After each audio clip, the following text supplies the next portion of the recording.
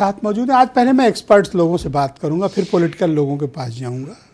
Professor साहब, आपका बहुत शुक्रिया।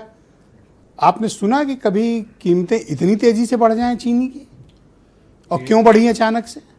ये तो गैलपिंग रेट्स हैं जिससे बढ़ी है। आज से 15 दिन पहले की बात है जब चीनी 44 में थी, आज चीनी 64 में है।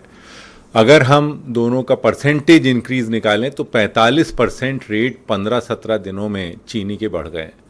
तो इतने रेट्स एकदम से बढ़ जाना और अपने आप में शायद ही किसी कमोडिटी में हमको दिखाई देता हो, खास करके तब जब कोई ऐसा इवेंट नहीं हुआ है जिस इवेंट को हम कहें कि हमको दिखाई दे रहा है।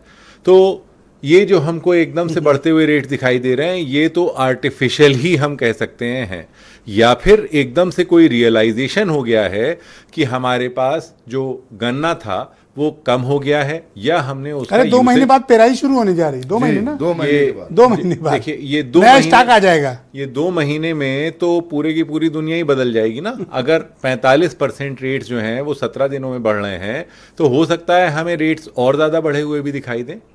मुद्दा ये नहीं है, मुद्दा ये है कि ये वजह क्या है जिसकी वजह से बढ़ी है। हम एथेनॉल को कहते हैं कि हमारा एथेनॉल की तरफ बहुत ज़्यादा जो है वो प्रोडक्शन चला गया है, लेकिन वो तो हमको पहले से पता होगा रेट धीमे धीमे बढ़ने चाहिए थे, एकदम से कैसे बढ़ गए यहाँ के ऊपर। नंबर 2, जिसकी बात हम सब लोग बहुत ज़्यादा इस वक्त कर रहे हैं, एक समय होता था आज से 30 साल पहले जब गन्ना अंदर जाता था और गन्ने का जो छिलका मोलासिस होता था वो बाहर निकल करके आता था।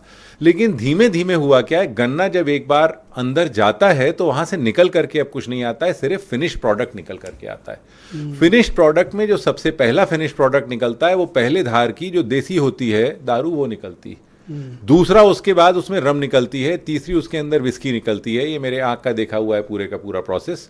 और जिस तरीके से बता रहे हैं जो उसका कंजम्पशन है पिछले 10 सालों में 12 सालों में ये करीब 36 टाइम्स बढ़ गया है एल्कोहल का कंजम्पशन। और ये वो एल्कोहल का कंजम्पशन है जो हम गन्ने से बना रहे हैं, तो उसकी यूटिलिटी तो आप ये कह रहे हैं कि ये कोई घटना नहीं हुई है जिसके कारण दाम बने?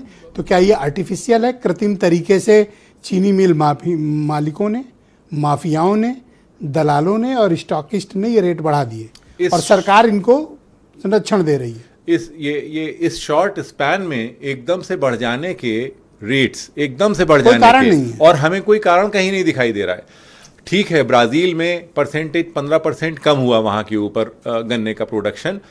थाईलैंड ने भी अपना जो है प्रोडक्शन का एस्टिमेट कम कर दिया, लेकिन उस सब से हमसे कोई मतलब नहीं। हमारे यूपी में आप कह रहे हैं 3% कम हुआ है, उसकी वजह से 44-45% रेट बढ़ जाना, और अभी भी ये श्योरिटी नहीं कि ये यहाँ पे थम जाएंगे। अब तो दिवाली आ रही है।